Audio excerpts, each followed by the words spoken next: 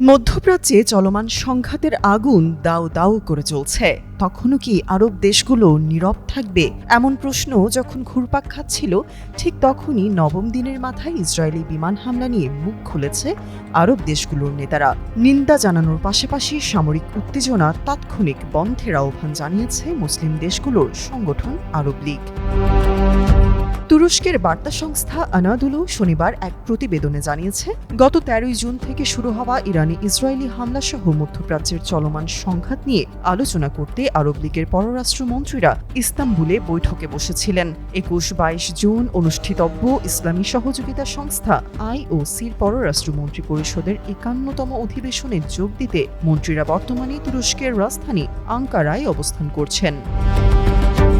এই জরুরি বৈঠকের পর জারি করা চূড়ান্ত বিবৃতিতে বলা হয়েছে, ইসরায়েলি হামলা জাতিসংঘের সদস্য রাষ্ট্রের সার্বভৌমত্বের স্পষ্ট লঙ্ঘন এবং আঞ্চলিক শান্তি ও নিরাপত্তার জন্য হুমকি।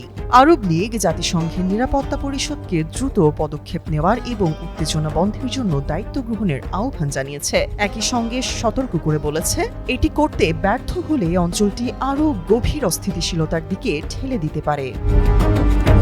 পররাষ্ট্রমন্ত্রীরা ইরানের পারমাণবিক কর্মসূচি নিয়ে আলোচনায় ফিরে আসার আহ্বান জানিয়েছেন এবং উত্তেজনা কমাতে কূটনৈতিক প্রচেষ্টার প্রতি সমর্থন জানিয়েছেন।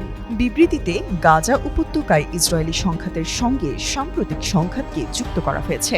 ইসরায়েলের সামরিক অভিযান বন্ধ, তাৎক্ষণিক ও টেকসই মানবিক সহায়তা প্রদান এবং অধিকৃত পশ্চিম তীরে অবৈধ ইসরায়েলি কর্মকাণ্ড বন্ধের দাবি জানানো হয়েছে।